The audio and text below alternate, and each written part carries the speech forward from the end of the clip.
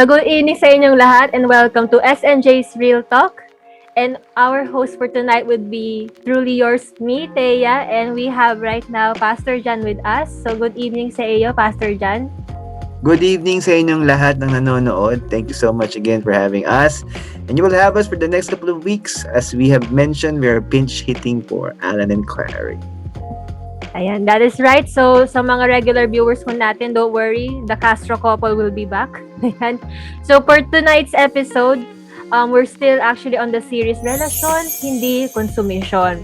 So, to recap our episode last week, or last Friday, we'll actually have the link down below. Just click it and you can rewatch it kung gusto nyo i-rewatch yan. It's actually a worthy episode to watch dahil puro memes ang pinag-uusapan namin ni Pastor Chan last week and how we would actually react to it.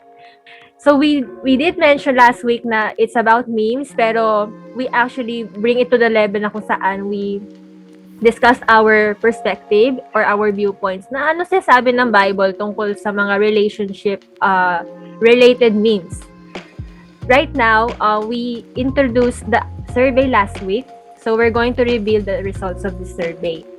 So, Pastor Jan, ang gagawin ho natin, we'll give our reaction sa mga results ng survey na ipapresent ko later sa screen natin.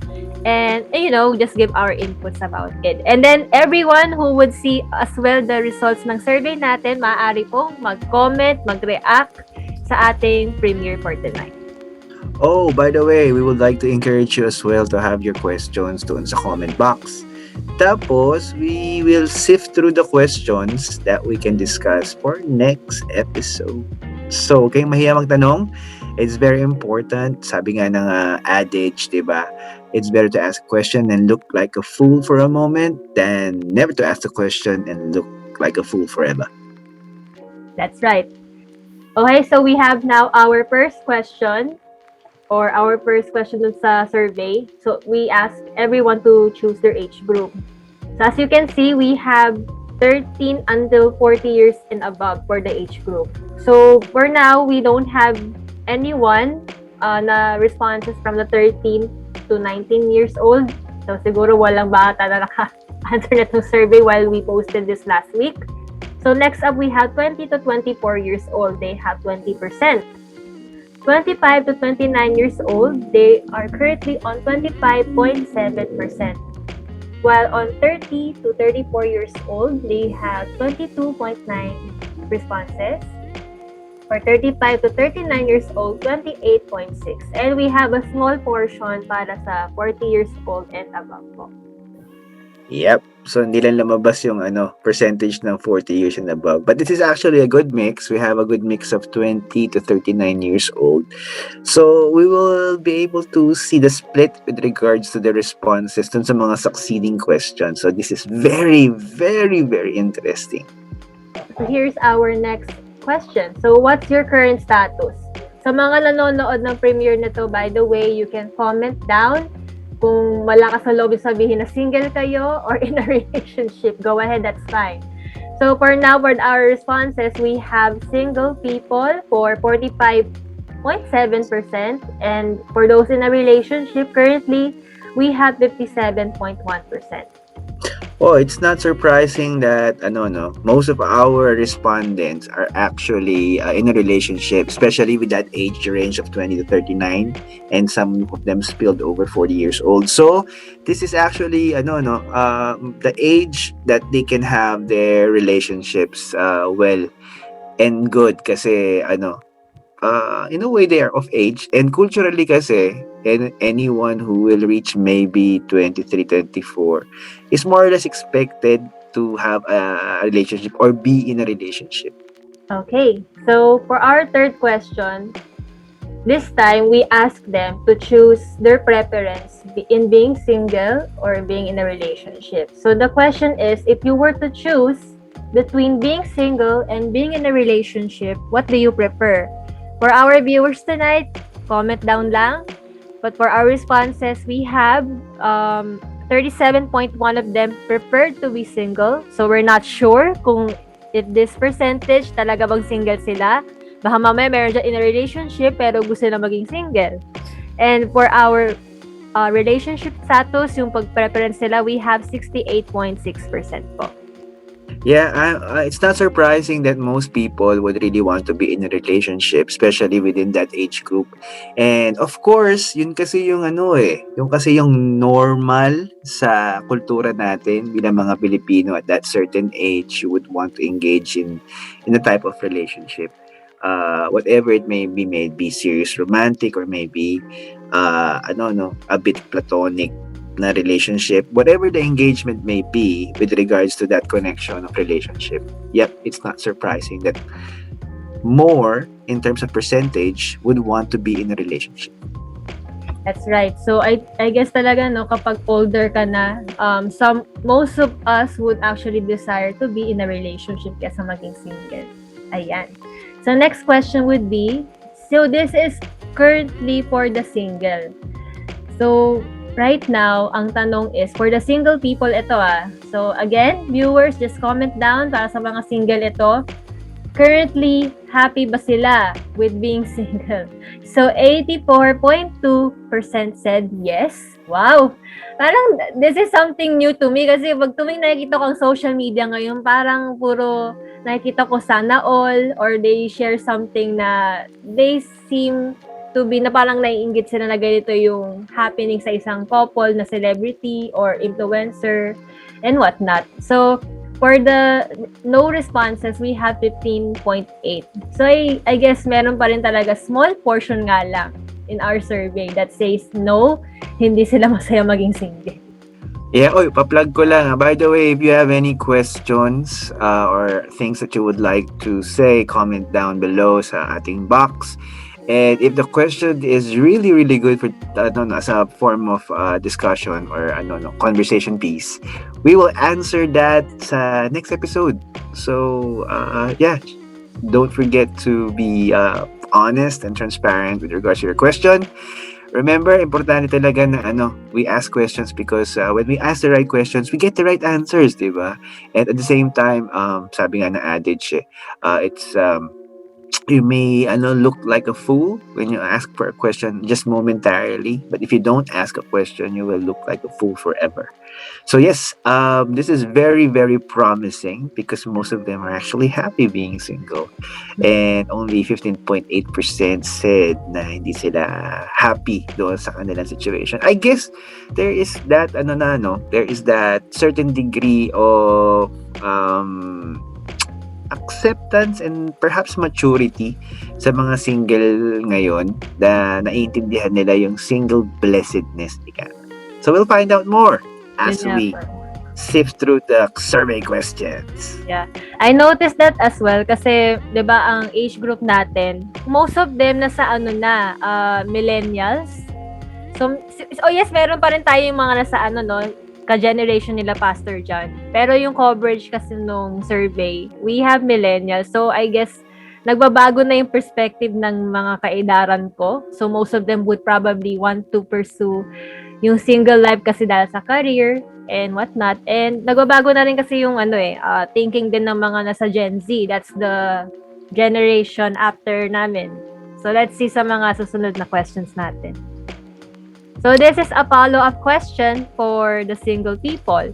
So, rating from 1 to 5, 5 being the highest, ano yung satisfaction factor nila for being single? So, 30% of them said na super happy sila, I guess, for being single. Satisfied sila. Baka nakuha na nila yung mga kailangan nila at hindi nila kailangan ng partner for this. We have somewhat semi-happy siguro itong mga to, 40%. And we have 10% for the rest of the numbers from 3 below. So, this is still surprising for me kasi talaga nga, baka nagbago na nga ang mga tao ngayon when it comes to relationships. Unlike siguro decades ago or centuries ago, when it comes to relationships. So, people would probably now choose na maging satisfied for being single. Ano masabi mo dito, Papi? Actually, ang ganda eh, no? It's a bit consistent doon sa kaninang slide natin. Kasi actually, kung titignan natin, 70% of them are actually satisfied with a high satisfaction rating. Kung titignan natin, di ba? Remember, kanina sabi, 15.8% are not satisfied or would not prefer to be single, something like that. Or they're not happy being single. So, yeah, it's a good spread. It's a bit consistent. So, the survey actually looks really, really promising. And at the same time, kasi there are a lot of merits to being single. Kung titignan natin, you have freedom, you have, decisions that you can make on your own.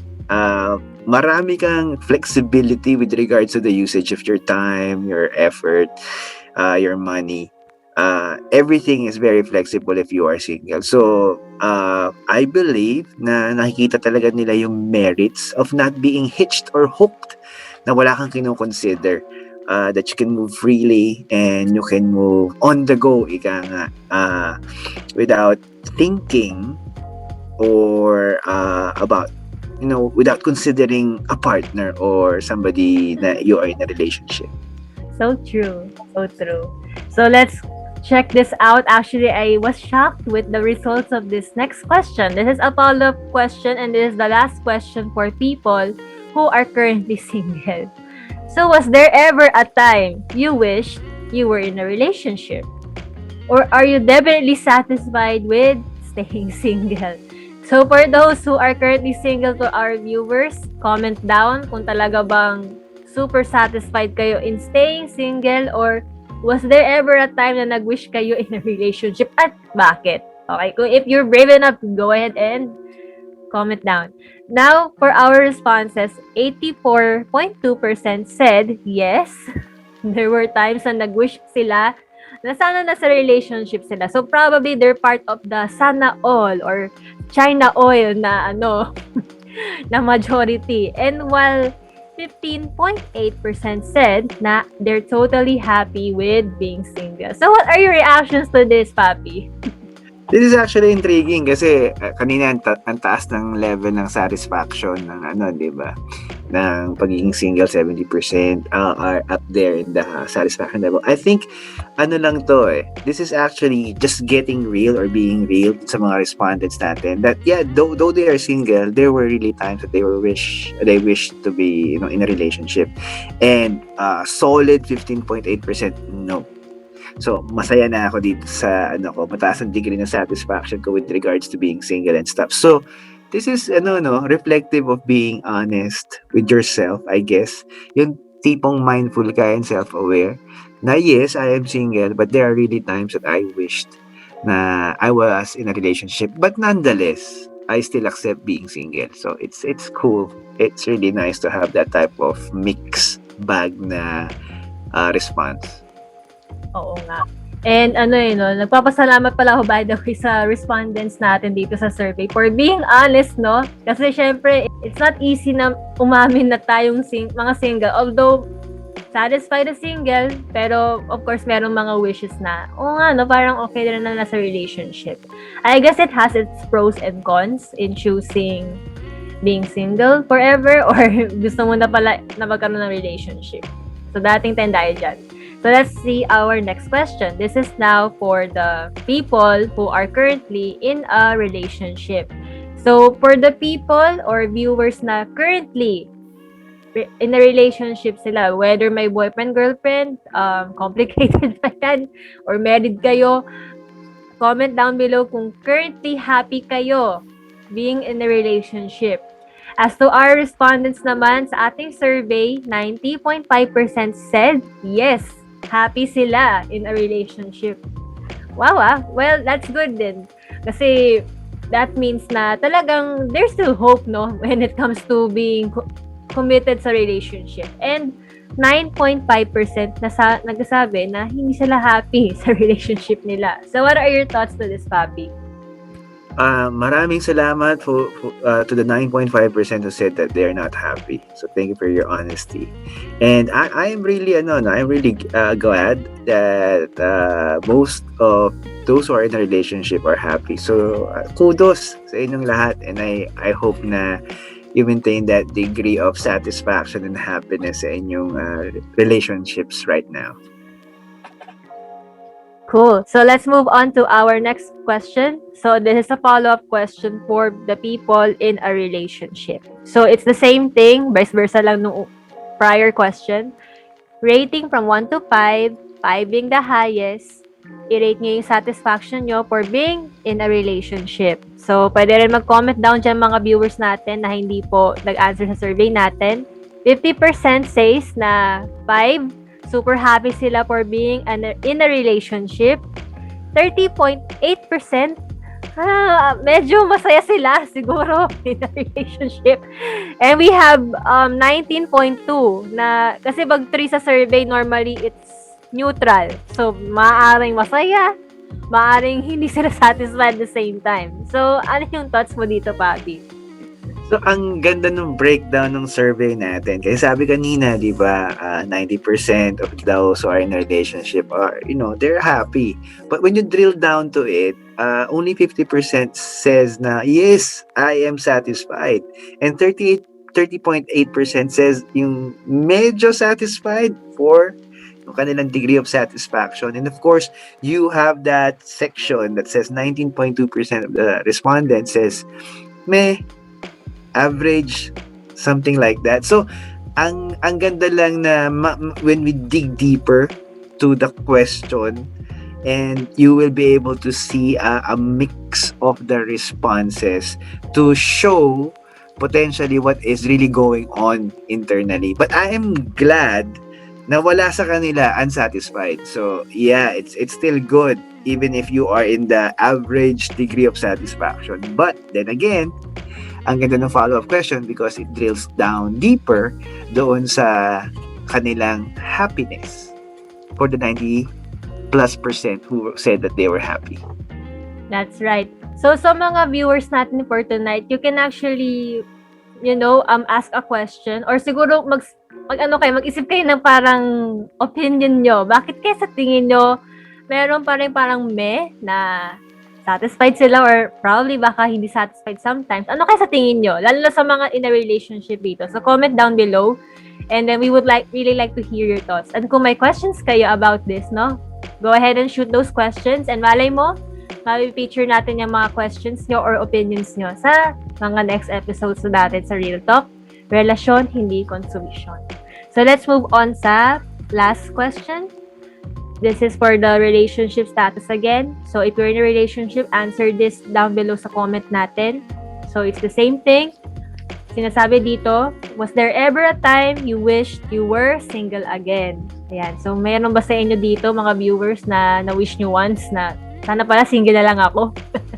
Or, ayan, or currently talagang happy kayo being in a relationship.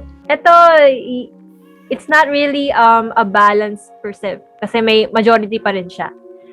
So, sabi na 68% happy sila with being with their boyfriend or girlfriend or sa kanilang spouse. While 32% says na yes, there were times na they wished they were single once again. So, what are your thoughts to this, Papi? Again, it actually places a layer doon sa survey natin, and you can see na meron talaga mga individuals who are not that satisfied or not really happy with regards to their relationships, and there is a portion that we need to address there. And I hope sa mga nakikinig dito, especially if you are part of the respondents, I hope na you deal with that, yung in a certain degree of unhappiness sa relationship, because that will actually eat up slowly perhaps, or maybe bigla na lang na jolt ka tapos you just want to stop being in that relationship and you end up just breaking up. Syempre ayaw naman namin magkaroon ng breakups kayo, especially if you are in a relationship. We would really want your relationship to work out, and we wish you the best if you are in a relationship right now, of course, as we wish the best for the singles that responded to our survey. So I am hoping that you would be bold enough and honest and transparent with your partner, spouse, boyfriend, or girlfriend para mapag-usapan nyo. We just want the best for you, of course. And again, makikita natin dito yung layer ng answers. We just ask certain questions that will trigger uh, simple responses, no? But we did not actually dig deeper doon with regards to free text responses. But this is actually indicative potentially of most relationships, that there are times na they don't really deal with the unhappiness, and they just uh, try and survive in that. And that's not our wish for you. Our wish sa mga viewers natin, if you are in a relationship, maximize that relationship. If it's still ika nga salvageable, pwede pa rin talaga siyang ma-rescue. And of course, we just want the best for you. Yeah, so you heard from Pastor John, mga viewers natin who are in a relationship. So of course, being in a relationship is not all about, yun nga no, rainbows and sparkles and happiness, sabi nga nila. So it is something that a couple has to work on.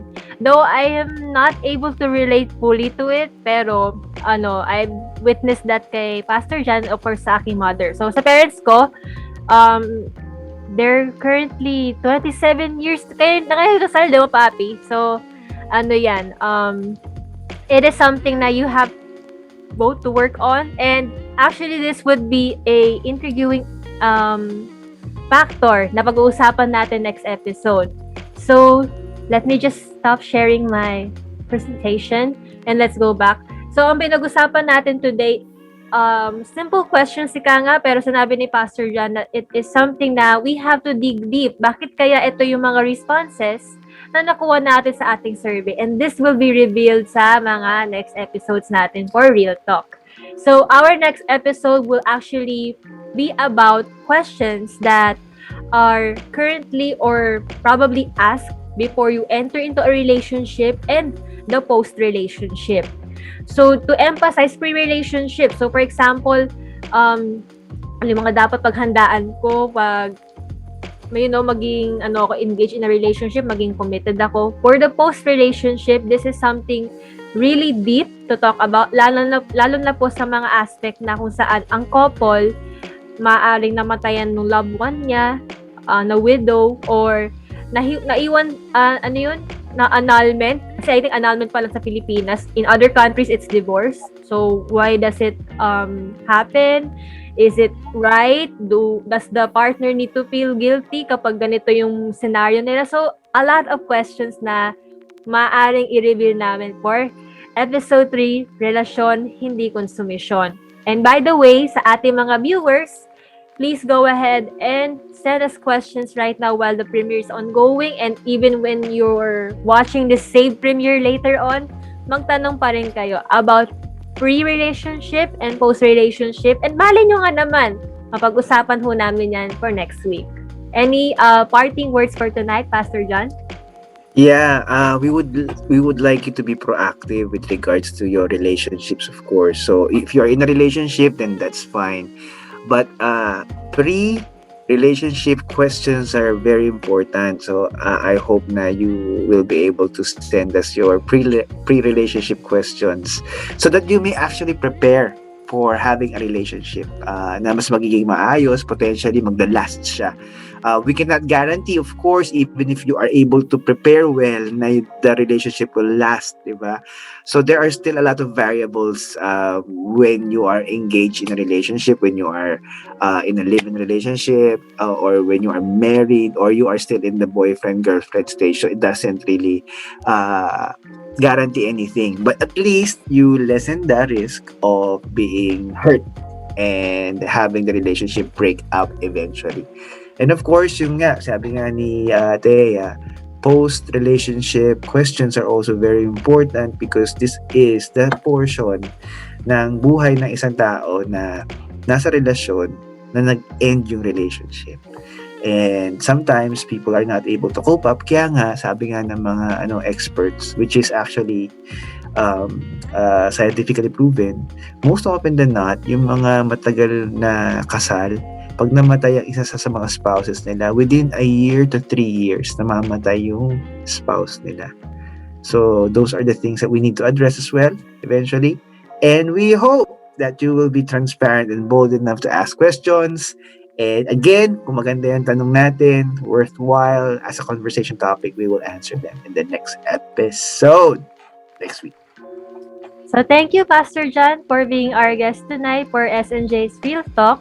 And yun nga, we won't spoil any further for next week's episode. And I hope na we will see you again. By the way, don't forget na if you want to watch episode 1, the link is down below this video. And you can scroll down sa ating SNJ PH page natin to check out the previous episode as well. So good evening, and I hope that you would have a blessed evening. No? God bless you all. Bye for now.